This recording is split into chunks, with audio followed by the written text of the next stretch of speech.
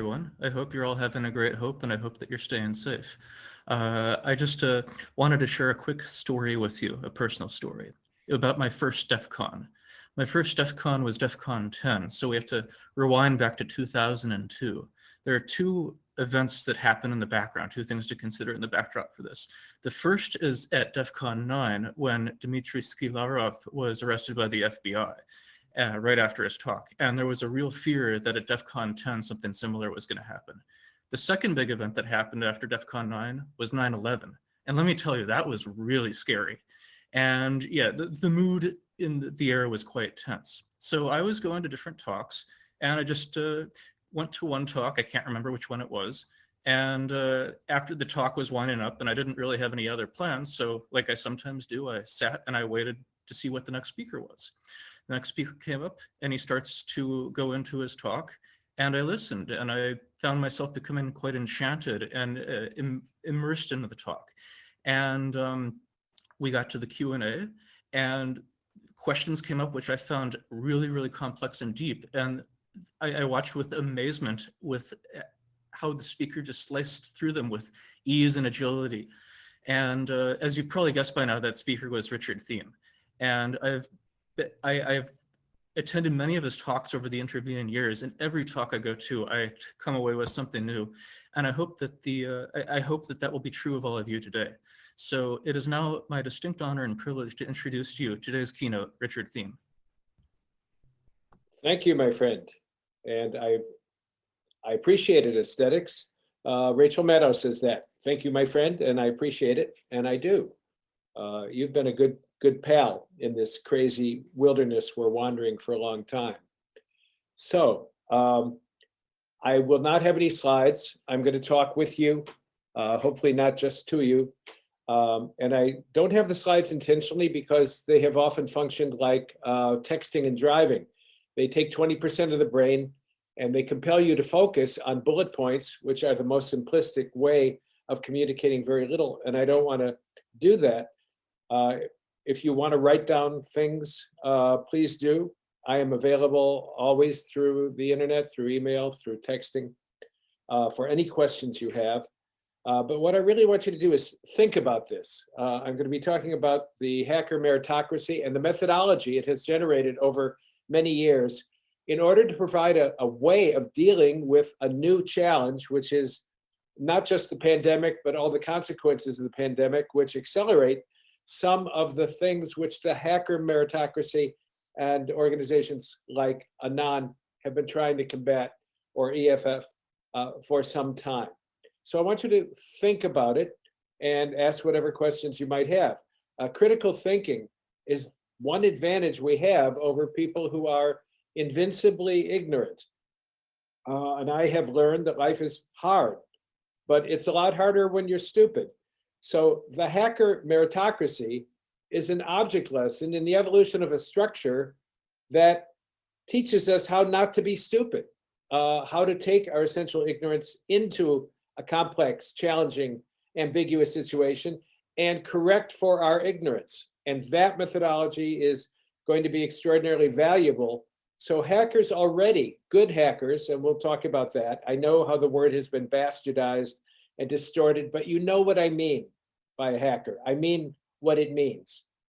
And the meritocracy is a collaboratory environment which is adequate to the complexity and ambiguity of what we're facing today. And there are best practices. There are best ways to do it, and there are not so good ways.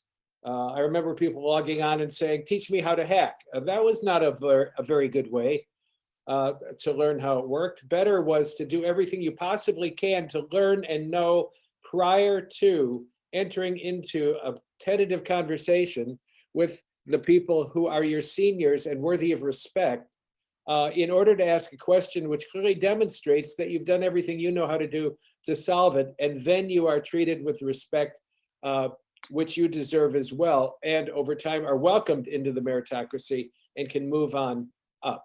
So that was a way of inducing paradigm change. I know that term has been overused, but it's a good term. It came into currency mostly when Kuhn wrote his book on the structure of scientific revolutions. And it is easy to misuse it. And it's easy to discuss paradigm change when you're sitting comfortably in a seminar with a drink. It's much more difficult to deal with in real life and to experience it. Because we all go through the 5 stages that you probably know of denial and acceptance, from denial to acceptance, including anger and depression and negotiation. And all of those are evident in how people are dealing with the pandemic. At first, it was denied. I don't have to repeat all of the statements that were made from on high that it would go away, and it didn't even exist. And then people got depressed by it, and still are, and angry about it. And the anger is misdirected, directed at people who do or do not wear masks, for example. And then you negotiate with it, and then you finally kind of move into acceptance. But I think we're a long way generally from acceptance. These paradigm changes happen the way Hemingway said bankruptcy happens, gradually and then suddenly. This one wasn't so gradual by our human standards. It came suddenly, and it is overwhelming. And even though a lot of people have been predicting exactly what would happen, the people I knew who worked on terror and bioterror couldn't sleep at night because they expected something like this to be generated, created, and mandated rather than just happening to happen. And it's not unprecedented. Pandemics have raged before. The plague took out a huge percentage of the European population. The Spanish flu has been in the news a lot as people are looking for analogies so they can cope and so we can develop resiliency. And things are bad elsewhere. Syria, on the ground in Syria, it's bad. In most of America, it's not that bad, but it's still bad, especially for those of us who have gotten used to privilege and prosperity and have become comfortable in the new digital world, where we have dedicated ourselves to evaluating safety, which now includes not only information systems, but actual viruses, which can be transmitted not just through a network. Okay, so what have we become? We want to start with some basics, who we really are right now. A quarter century ago, I've been doing this, talking and writing about this kind of stuff for 27 years, just about.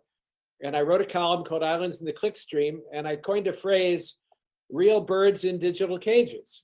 And I said, that is what we had become. And nothing illustrates that fact more than what you are experiencing right now. This is a digital cage with its apparent spatial parameters, but in fact, it's a simulation, you might say, of a simulation even. It's never been more true that we are real flesh and blood birds, so to speak, but we are in digital cages, unless some of you might be bots. If there are any bots, please let me know, because I'd like to know how many bots are in the audience at any given time, because their questions are usually different.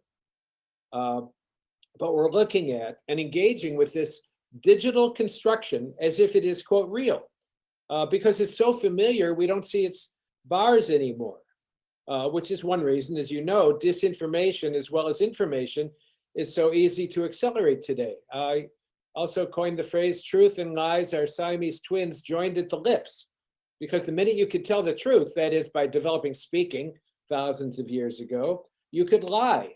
And we know chimpanzees, even without speech, do a pretty good job of deceiving one another when there's enough bananas around that they don't want the others to see. So disinformation is very easy to accelerate. And we are also collected in groups of like-minded thinkers, which reinforces groupthink and gives a semi-permeable membrane that keeps out other opposing thoughts or questions. And so those who know how to manipulate us through these digital means collect us in cages large enough to create the illusion of the freedom of flight. So we feel as if we're free, because we do not see that the large cage is meanwhile being slowly turned until we are facing exactly the right direction, the intended direction, to see what others want us to see.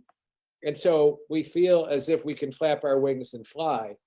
But in fact, what Facebook and ads and deep data mining and all the rest are doing, again, as you know, is collecting data, parsing it and collecting it in a way that others know more about us than we know about ourselves, which is the fundamental revolutionary movement going on in identity, that who we think we are is not who we are. And those who know who we are on the basis of the patterns of our behavior, because security or identity is a function not of assertion, but of observation. And that's where the hacking mentality comes in. In order to know who someone really is, you have to observe them in action and observe them long enough so that you are not deceived by intentional disinformation in behavior and word, which confuses you. Anyway, that's a whole other thing. I want to address how a context, our context, needs to be seen in order to turn it into content onto which you can get your hands, so to speak, a metaphor. I call them cognitive artifacts, but they're like building blocks as new cognitive structures take place in response to the new environment in which we are living. And then when we have them in our hands, we can build shared beliefs and assumptions about the reality we know we experience. Because the future, that is our action now on behalf of an imagined possibility, is framed by what we believe and what we believe to be true. So I want to address some of the many layers of our lives because these contextual systems are nested, fractal-like, self-similar at all levels, and society and information security work are the main levels to which I'm going to speak. Now, when I speak of the hacker meritocracy, I speak of a process in which beginners can become experts. Beginners need rules. Beginners don't know what they don't know.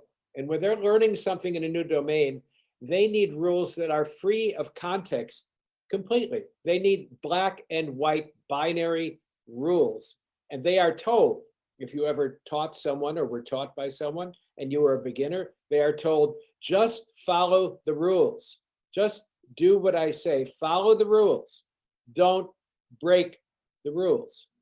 All right, and you do that long enough to achieve a middle level of expertise or competence, somewhere in the middle. You get a level of functionality because you build up your own database of experience. But if you persist in doing that, you can move into genuine expertise. Now, real experts break the rules all the time, but they know when to break the rules. This made it very difficult when we first began to build expert systems. We thought that with interviews, we could get the heuristics or rules of thumb by which human experts made decisions, and then we could codify them in a whole set of if this, then that, not that set of instructions. And then anybody could become a simulation of an expert by following those branching paths. But what we found out was that real experts break the rules all the time, but they know when to break the rules. So we learned that for real experts, there's just one rule, which is if you don't know when to break the rules, don't break the rules. But if you do, on the basis of contextual understanding of the level of expertise you have achieved, then you break the rules because you don't even know what rules you're following. I remember a nurse, a psychiatric nurse, saying when she first started and she wanted to diagnose whether someone was schizophrenic or not, she had a questionnaire for them. And they would have to answer all these questions, and then she could codify her response. After becoming expert in that, she said, I don't need any questionnaires. I walk into a room, I can smell it. I know if somebody is schizophrenic. I can just tell. Or a boxer who has to think about how to respond to a jab, over time doesn't think anymore. Or a martial artist just is present in the moment and responds. So where we're headed, and Anon is an example of this, and I want to get that on the table right away, in my estimation. Huckleberry Finn, remember Huckleberry Finn, the novel? At the end of the book, you may remember that Huckleberry Finn and the slave Jim were going down the river, and toward the end of the book, Huckleberry Finn was confronted with the fact that the slave, Jim, was property, not his friend. as he had come to believe, and that he needed to return him to his rightful owner. Now, if he did not, two things would happen. In that Bible Belt zone of Missouri in which Mark Twain was writing, you were told by brimstone and fire preachers that you would be damned to hell forever if you didn't do the right thing, which was return a slave to its owner. And legally, you would go to jail because you were aiding and abetting stolen property not being returned to its rightful owner. And Huck Finn sat there all night under a tree, smoking his corncob pipe. And in the morning he said, well, damn it, I'll go to hell then. Damn it, I'll go to hell then. In other words, he was an expert at discerning the real moral level of his quandary, and he leaped to a meta level in which it looked to others who kept the rules, whether religious or legal, as if he was breaking all the rules. But he was in fact accessing a meta level where breaking the former codified rules, in fact, was a higher level of following the one great rule, which was do the right thing. And that's why I say Anon, or organizations like it, or hacktivism at its heart and at its best, is a way of doing what Huckleberry Finn did. Because sometimes it might look like you are breaking the rules, that you might be damned or go to jail. And sometimes, I don't know about damned, who knows, but you might go to jail or suffer other more indirect consequences from the powers that be. But if you have leaped to that level, it seizes you, that acting on that level, as if you almost have no other choice. You do, you always do, but you act on behalf of that which you know is what you might call the good and the true. Well, while we're talking about rules, in the pandemic, people are trying to follow rules from the past, and they don't apply any longer because as society restructures itself to hunker down for the long term with this thing and its economic and social consequences, combined with the uproar over other issues, including equality for all of the kinds of dispossessed people that we have gotten away with dispossessing for so long, those rules don't work anymore. You can see this in political discourse.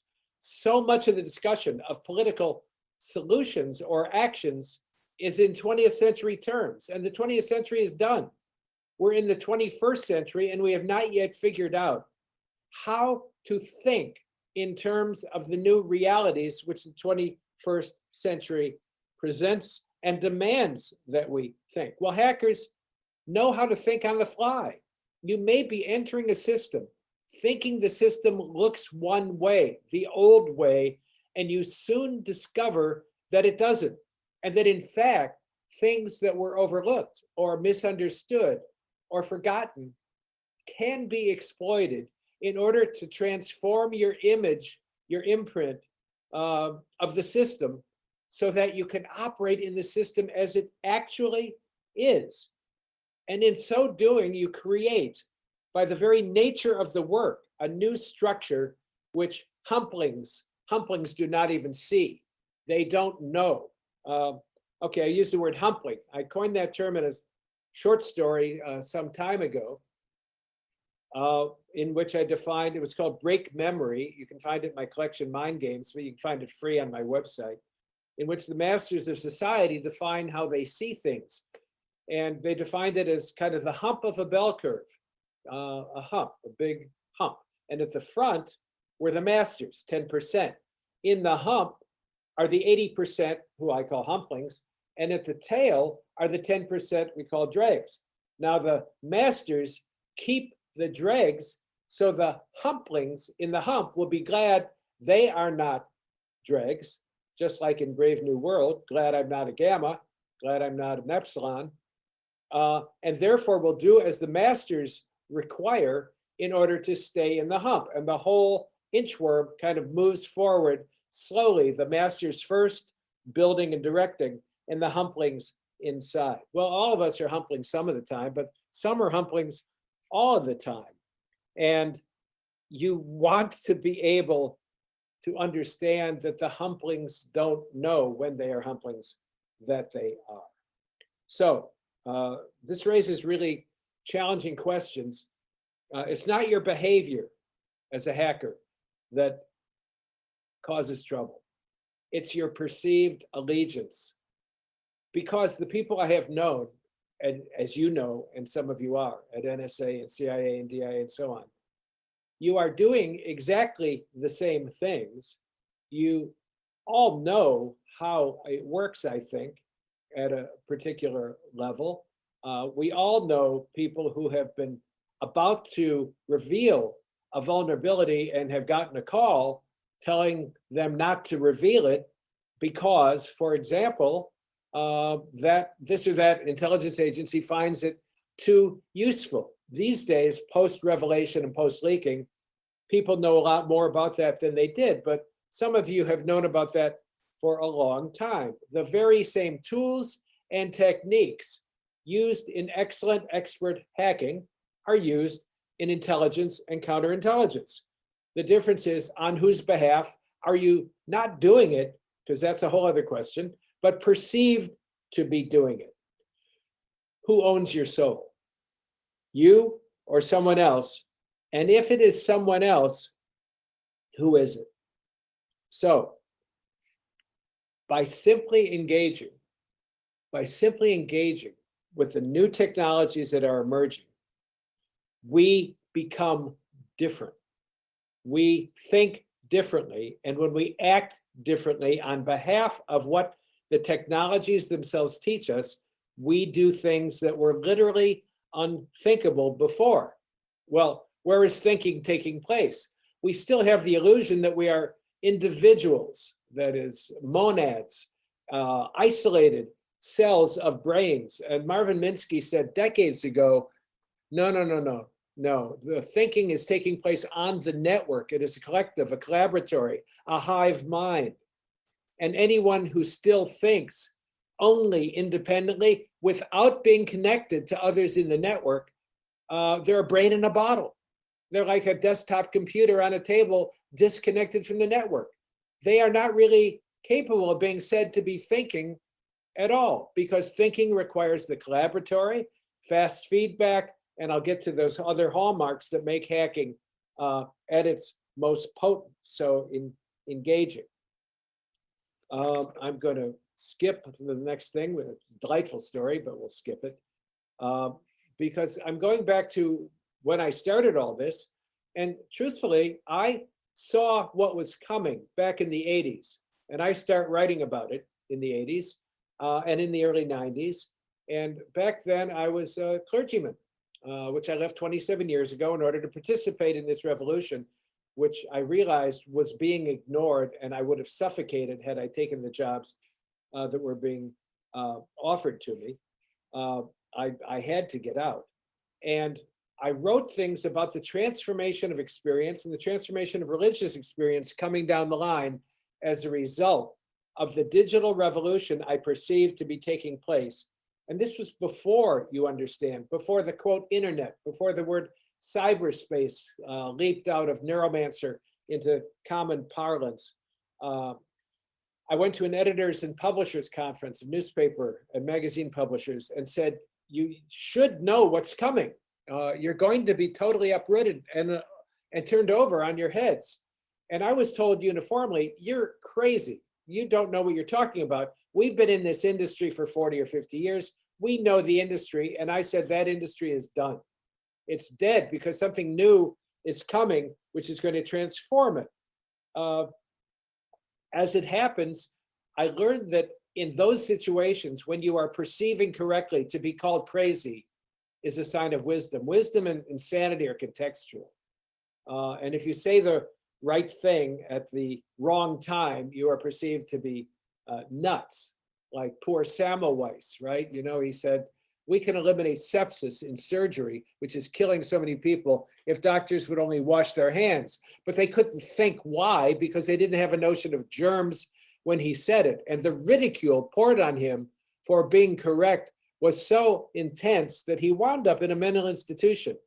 He became so angry and so upset by the inability of doctors to learn from what he was trying to tell them and save so many thousands of lives. And paradoxically, he died of sepsis in that mental institution after a surgery. But nobody could hear him. Nobody could hear what he was saying. Remember what Langdon Winter said, again, many years ago, to invent a new technology requires society to invent the kinds of people who will use it, and all of our new practices, relationships, and identities will supplant the old. In case after case, the move to computerize and digitize means pre-existing cultural forms will go liquid. If I had an ice cube, I would hold it up and you could watch it drip through my fingers. Go liquid, losing their former shape as they are retailored for computerized expression. The new patterns solidify, and both useful artifacts, including cognitive and the texture of human relationships that surround them, will be completely different from what existed previously. That's a description of paradigm change. That is a description of what computer technology, primarily now bio and other nanotech and material science and so on, and space technologies, which is a whole other story I like to address. All of that is going to transform who we think we are. Already is, already did. The thing is to wake up and realize that it has already happened. Because what is going to determine how you do in this brave new world, especially if you wield the true weapons of true hackerdom, is your intention. Intentionality matters more than any other thing. And you have to learn to listen on the edges. These days, the center of the next truth appears first on the edges and then migrates very, very quickly to be the center of a core system of belief. But every time a new one comes from the edges, it displaces the old center. And we find ourselves in a new way of framing reality. Well, what ideas should you be listening for? I'm going to turn to one of my favorite heroes, Robert Galvin. He was the head of Motorola back in the day when Motorola was really Motorola before it became what it is today. Excuse me, I just clicked on this mistakenly. Okay, so Robert Galvin was asked what ideas made the real difference, because he had breakthrough ideas that transformed the technologies on which he worked. And he said what characterized them is if we came into a meeting to discuss a new challenge and everyone immediately agreed on what we should do, it was always wrong. Well, if you think about what I've said about paradigm change and groupthink, it will be clear why. Because if groupthink, if mere thinking, collective thinking, corporate thinking, the way people learn to be assimilated by a culture or corporation and learn to not violate its vision, because as Timothy Leary said, you never get the truth from a company memo. The higher you go, it's like the invasion of the body snatchers, where someone you thought you knew is suddenly speaking corporate speak or culture speak. You were in that paradigm, and if everybody is in that paradigm and agrees right away, and what is required is a new way of thinking about a new challenge, then it has got to be wrong because it doesn't address the challenge that confronts you. So you need to listen to people on the edges, and it takes a long time to get there. All breakthrough ideas, he said, began as the opinion of one or a couple of people, and the others in the room could not hear it. They couldn't hear it because they couldn't believe it. And so they laughed at it. They just laughed because it was funny to hear something so different from what people thought, which is, as I said, the way I was greeted when I started writing about the computer revolution in the 80s and 90s. People laughed literally at what I said and said, that's insane, that's crazy. God forbid was one comment in an article I wrote. But it's all become true. All breakthrough ideas begin that way. It doesn't mean every idea that people laugh at is a breakthrough idea, but the obverse is true. All breakthrough ideas are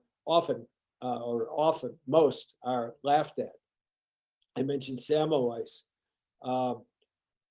He said, on the other hand, because it was an opinion of one, it had to be introduced carefully and strategically in order to seize the imagination and be translated into action in a group. So he created a technology roadmap for Motorola. And he said, one thing we encouraged was that there would be a more than adequate number of minority reports. He said, once we elected to support was on the roadmap, made a decision about what to go ahead and do, we would go back and say, who didn't we hear? Who had an idea that we missed because we couldn't hear it or dismissed it out of hand? Who got lost in the noise from being identified? He said that gave us another iteration. Since maybe we had been too short-sighted, we had to see to it that all the influential people had a firm voice in what we ought to be doing. And we kept encouraging them to look for more and letting them know that we could support them when their point of view seemed to be at odds with the majority or dominant or well-assimilated cultural point of view. One of our senior people, he said, who was an engineer, said, you know, we're lucky we had you as the head man of this company for decades because you weren't an engineer. If you were an engineer, you'd probably have known the reasons why we were pretty sure we couldn't do what was being tossed out as a speculative notion. You kept believing that we could do it, and then we would have to go off and try to do it, and we would discover we could do it. Important point, because it points to the need of cross-disciplinary thinking. It points to the fact that any discipline or domain of expertise, including hacking or engineering or computer science or information security, or call it what you will, is both limiting as well as inclusive. The better you get at it, the harder it is to see the kinds of insights that come from outside. When a woman became president of MIT, I think about 15 years ago, first president of MIT, not to have a background in engineering. Her background was biology. And you probably know that Bill Gates said if he was studying over today, he wouldn't be in computing, which is a mature industry, he would be in biology. One of her first addresses was the necessity of the student body grasping that the only way to learn for a lifetime was to become adept in cross-disciplinary learning and to have to develop the resilience and the toleration of ambiguity and even discomfort to go into domains that you know you don't understand or know well in order to learn from them. And when you see the results of that cross-disciplinary learning, for example, Bucky Fuller developing a geodesic dome by looking at the eye of a housefly, and other examples in which bingo, the creative light goes on because two things juxtaposed, as in a successful metaphor, show you a new way of thinking about something, then you are capable of being educated not by someone else, but by your own experience. And you are capable of participating in lifelong learning. So engineers are great, but I do remember I was doing a talk on, actually it was on UFO phenomena. I do several talks on that because I've explored it for, 40 years. And that's a whole other subject, but I was taking it seriously enough because the data was so solid to be invited to address the astronomers in a suburb of Chicago. And I always like to check who's in the audience when I'm going to be doing a speech. Like I kind of have a clue as to who might be out there. And imagining those of you to whom I am speaking. And I asked the guy who invited me to speak, what kind of audience is it? And he said, well, they work at Abbott Labs and Motorola and Baxter Labs. And I said, oh, so it's educated then. And he paused and he said, well, yeah, but they're engineers. Now, that was his joke, not mine. And he wasn't kidding, really. What he was saying is that to be trained as an engineer or to be trained in computer science is to learn a way of thinking which is terribly good and absolutely applicable in all sorts of situations, but it's not all there is. And therefore, a different structure of thinking, it's like Goethe, the German poet and writer, saying, anyone who speaks one language speaks no language. Because once you start learning a second language, you discover that your very framework, your way of perceiving and articulating the world is determined by your language. So You have to remember to be open, as George Bernard said, to heresy. All great truths, he said, begin as blasphemy and build in an openness to heresy, because today's heresy is tomorrow's orthodoxy. Let me give you another example. I was doing a talk for FBI, actually, and I was talking about how, as you all know by now, but then it was new, boundaries were going down around nation states. And therefore, the real sources of power and influence on us, on our behavior, were coming from a different source. That's a good example of how we didn't have the language to think beyond nations or countries then. We invented words like transnationals, and all that's like driverless car. It's not a car if it's driverless. Horseless carriage, for example, drop the horseless. You have to invent new language for these new realities so that we can talk about them. And I was doing a talk for the FBI and talking about how their mission had changed, not because they got an executive order, but de facto by circumstances that compelled them to go abroad. In other words, you couldn't do the work of the FBI anymore without going into other countries. But the FBI was a police organization established in this country to work within its borders. And the CIA, on the other hand, was an intelligence organization empowered and instructed to break the laws of every country except this one, but not to operate in this country. And now, of course, as you know, it often operates in this country. And that slippery slope, beginning after 9/11 in spades, meant that the laws of this country are broken. And then forgiveness, not permission, is usually granted. That's a whole other conversation. So I was saying that that had happened, and the FBI guy in charge in the Chicago office, he said, bingo, he said, that explains what I'm running into. I said, what are you running into? He said, we used to be able to count on patriotism to mobilize people to be glad to work with us and work with us as a result.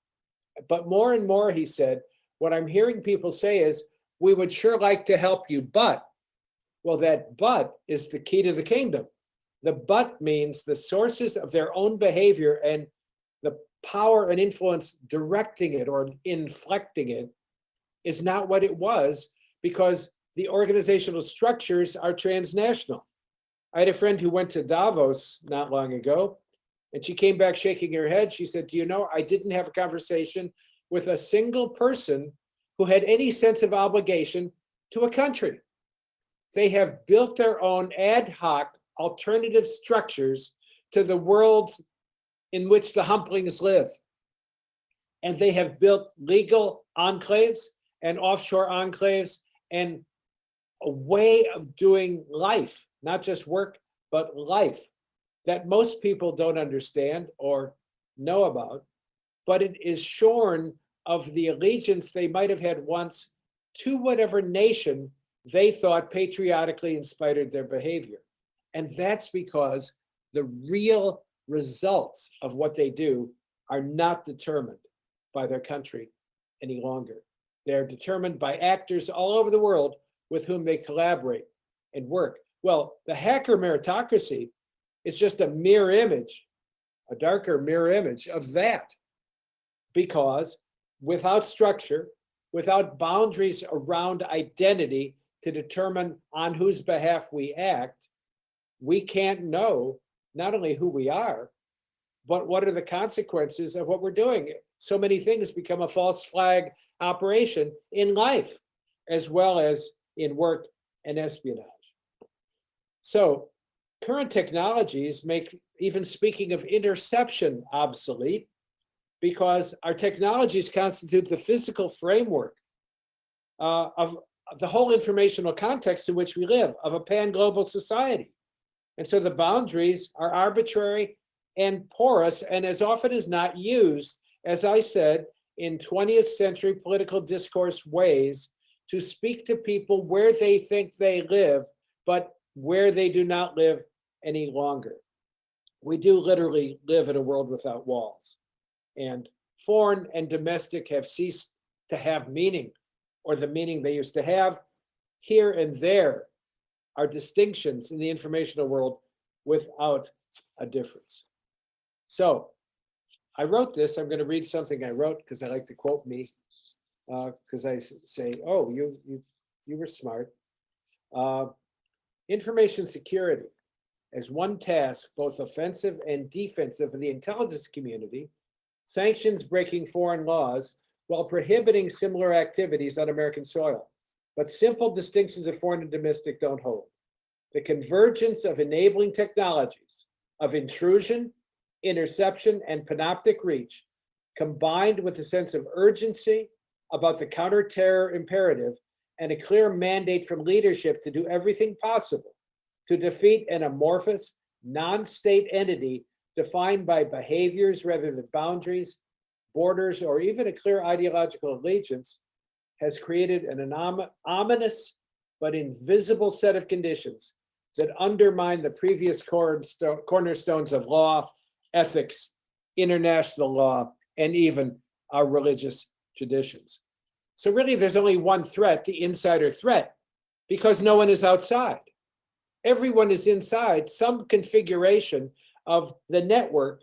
However you build the image of the network in your mind and mount it into your brain, everyone's an insider.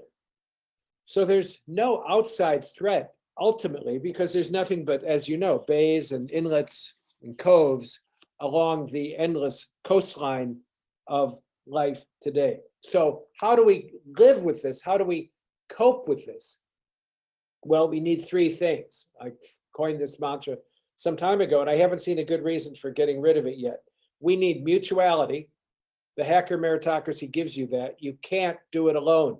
You need to work with others. You need feedback, and the complexity of the systems determines how frequently and how much feedback we need going into and out of the system. And we need to be accountable on clear goals and intentions. And Aesthetics is back on screen, and he's doing this with his finger, which either means there's a fly in the room or he wants me to wind up. But there's more to say about that. I've written a lot about it. Mutuality, feedback, accountability. Check my website. A lot of it is free. All of it is free, email or text. Any questions that come up subsequently that you want to discuss, I'm always out of time before I'm out of words. Just be in touch. Thank you so much for the privilege of being a participant in this extraordinary event. Q&A? Apparently you have another 6 to 8 minutes if you would like it. Oh, well, hell. Although there is a question. Would you like the question or do you want to continue? It's up to you. Well, sure. Give me the question. Okay, there's a question coming from Vortex Egg. So is the next stage learning to hack collective belief systems at scale? Is this what is happening with the Facebook and Cambridge Analytica or Internet Research Agency, et cetera, pushing conspiracy theories and alternate realities? And how do we counter this and help people survive? Great question. You're putting your finger on exactly the existential dilemma we all face. And I feel like it's a retreating, we're firing over our shoulders as we're retreating from the reality that you described. It has become the norm for anybody with appropriate resources, money, and intention to build those kind of systems and create belief systems. You know how people, I said digital birds in digital cages, you know how people are being collected into thoughtless aggregations, which are reinforced by repetition. And even professors at good schools tell me they have students who cannot distinguish between the popularity of an idea and its accuracy, because repetition of it through social media has given a currency in their brains. And a conspiracy theorist is a term often applied to me by people who want to disparage and ridicule what I'm saying. But as I said, my track record bears out that I've been right about the big issues. And so it's not a conspiracy for people to decide what to do, look at their resources, go into a room, plan, execute, come out, do it. That's not a conspiracy. That's how people operate. And the political groundswell of favoring these kinds of lies, disinformation, and destruction of the very possibility of civil discourse require a pushback. And this is where, when I say anon, I'm really not kidding. But let me tell you a cautionary tale. Gary Webb was a friend of mine. He wrote this incredible series on crack cocaine, the CIA, and the Contras. And he was destroyed for writing it more accurately than not, and deprived of his career, which was a Pulitzer Prize winning journalist. And I called him one night when I was following something that was scaring me. I was high anxiety. And I said, Gary, you lost your career by telling the truth. Was it worth it? And he gave me an impassioned, idealistic speech. If we don't do this, Richard, then they win. We have to do this. Because I know who I was up against. He said, they lie, they destroy reputations, they kill people for a living with impunity. But we have to do it to tell the truth. Well, they so undermined his ability to function that he wound up killing himself. And his words echo in my mind in the light of that event. It wasn't a CIA plot to kill him. You don't have to kill someone if you take away their motive, power, and reason for living, which is the most effective way of undermining somebody. And the fact that 10 years later, the CIA admitted that some of which they had said couldn't possibly be true was true, because a distance in time means no accountability. People just wait it out and then acknowledge, well, yeah, we did that. And I can give you a million examples of how it's happening all over the political landscape. We have no choice but to learn how to find and trust partners worthy of collaboration on behalf of shared values to protest what will otherwise become the inevitable capturing of all of us, as in Hungary, as in Poland, as in Russia, and I dare say as some would have here, in order to eliminate civil discourse, critical thinking, and meaningful addressing of reality itself, facts. We have to call it out whenever we see it, and we have to undermine it whenever we can. And if you know a better way to do it than anon, you write to me and let me know. There's another question that I think that you would really like. What is your take on all the public UFO footage being released? Is the government stretched so thin that nobody is monitoring this, or is everyone so apathetic and thus compliant that they can just dump this footage and not worry? Well, you know, as I said, I've dealt with that for 40 years, ever since I said I was a clergyman, and a major fighter pilot, heavily decorated, told me alone in the church basement I was his clergyman. He said, we chased them and we can't catch them. So I said, oh, you mean this is real? This shit is real? He said, oh, it's real, all right. So I've spent 40 years, again, in the template I raised, trying to escalate my game to engage with the best and the brightest in a field full of disinformation. And the result was a book in which I collaborated and to which I contributed, called UFOs and Government, a Historical Inquiry, which documents how the governments, several, responded to UFO phenomena from the 40s to the 80s in light of genuine national security concerns. So this is a very big question, a big issue. Those particular videos, those particular events, which have come out of the Navy this time, the Tic Tac videos and the like, we've known about those for a long, long time. Unless you're there, you don't know if it's an intentional disclosure or an accidental disclosure, but there are people, and there has been a to and fro inside various agencies. It's not just one, it's all of them, about what do we say about what we know, and what we show in our book and others have shown demonstrably, we have known from the beginning.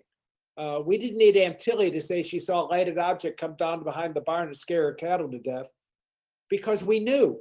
We had radar, we had sensors, we've been monitoring this. I've talked to people, NORAD, DIA, CIA, NSA, et cetera, et cetera, et cetera. The fact that you know doesn't mean anything if what you can do is be ignored. I've given over 50 talks on that book, including astronomical societies and the FBI. And people say, well, how does the government respond? And my response is to stand in silence until they get the quasi joke. It's just ignore it. Don't even counter it. Let it go away, or if necessary, flood the airwaves with disinformation and confusion. It requires the things I've been saying. mutuality, feedback, and accountability with the very best minds, looking at the real facts and data of that subject for decades. And that's what we tried to do. But I can address those questions more specifically offline. Thank you so much for your keynote, Richard. Yeah, on behalf of Hope, thank you. Thank you very much for the opportunity. What a great group, huh?